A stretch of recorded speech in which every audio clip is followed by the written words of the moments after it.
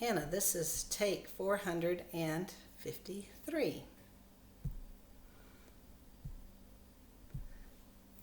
We're starting soon.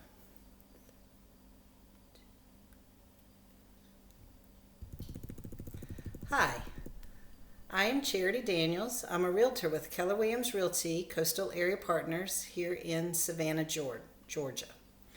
Our journeys around the sun are not without their trying and uncertain times for everyone. Unfortunate and unplanned circumstances have and will continue to happen to people. Due to COVID-19, unfortunate and unplanned circumstances are affecting many people all at the same time. Actual job losses or the threat of job losses across the country and the world have people asking, what happens if I cannot afford my mortgage? Interestingly enough, this question, on several of my social media accounts. I've seen it in the news. It's what I'm hearing. What's going to happen to the job market and what happens to, let's go back. So we're going to end at, it has people asking, what happens if I cannot afford my mortgage? Well, we're going to discuss that a little bit today, but first I must give you a caveat, a warning. I am not a lender, did not spend the night at the Howard Johnson's last night, and other than working in the housing industry as a realtor and being a homeowner myself, I have no more knowledge of the mortgage process than most of you. So my team and I did what we do. We researched mortgage forbearance programs, the good and the bad. Following is what we discovered. Hope it is of help to you. A mortgage forbearance agreement is an agreement made between a mortgage lender and a borrower in which the lender agrees not to exercise the legal right to foreclose on a mortgage, and the borrower agrees to a mortgage plan that will, over a certain time period, bring the borrower current on his or her payments. So in this agreement, the lender agrees to reduce or even suspend mortgage payments for a certain period of time and agrees not to initiate foreclosure during the forbearance period. The borrower must resume the full payment at the end of the period, plus pay additional amounts to get current on the missed payments, including principal, interest, taxes, and insurance.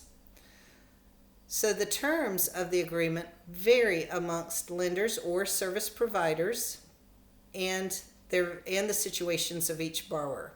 So what do I mean by terms?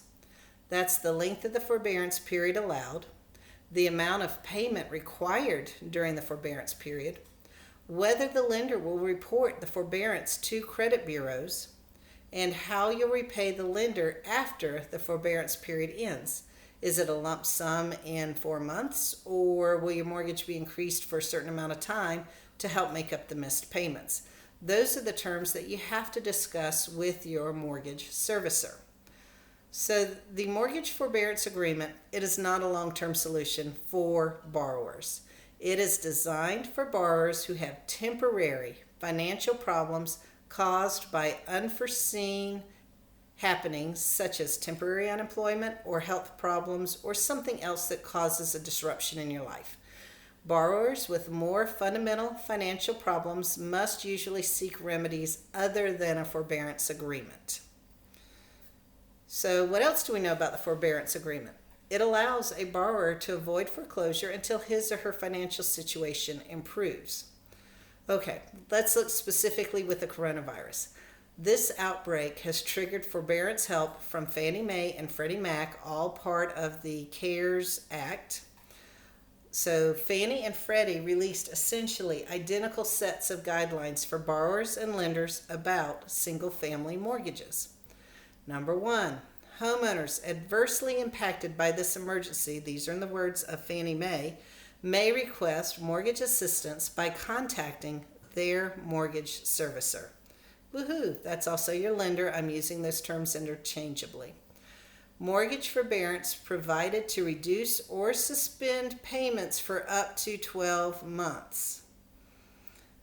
Foreclosure sales and evictions are suspended for 60 days. Freddie Mac specifically lists the date as at least May 17th, 2020. Lenders must suspend reports to credit bureaus of past due payments for borrowers in a forbearance plan. That's not everybody, it's those that are in a plan. No penalties or late fees for homeowners in a forbearance plan. Again, those in the plan. After the forbearance, the lender is mandated to work with the borrower on a permanent plan to help maintain or reduce monthly payment amounts as necessary, including a loan modification. That is according to Fannie Mae again. So, is mortgage forbearance right for you and your situation? It can seem like a really good idea to hold on to your cash in case you need it. And how do you know? How do you know what to do?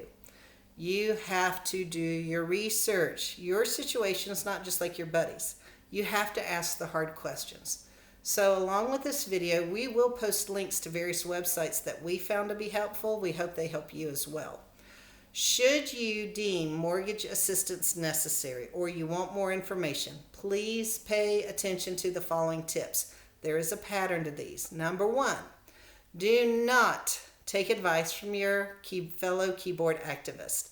They mean well, but may not be most informed unless you're actually Facebook friends with your mortgage servicer. Know your loan type and details. Is it FHA, VA, USDA? What type of loan? What are the details? Where are you at now? Gather all of your other financial details, information on any second mortgages, current income information, current debts, any required payments. Know your financial situation. Expect wait times when you call your mortgage servicer.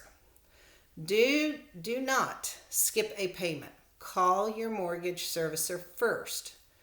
Beware of third-party help. Call your mortgage servicer first. Call your lender and discuss the terms of a possible forbearance agreement. So, we don't know what the future holds. Stay in touch with your mortgage servicer. What does all that mean? In short, call your mortgage servicer with all questions and concerns. So, what can my team and I do for you? I've already stated, we're not experts on mortgages. And we are also busy answering similar questions to you and your family. What will help my family today and tomorrow? Should you need help with purchasing or selling a home or discussing purchasing and selling a home in the future, whether it's 6 months or 12 months, we would love to have that discussion with you because that is actually what we do best. So one last question. Who do you call about your mortgage and questions about your mortgage payments? That's right. Call your mortgage servicer or the person who's handling your loan. Whoever you're writing that check to, that's who you need to be calling. Would love to hear from you. Would love your feedback. Have a great day.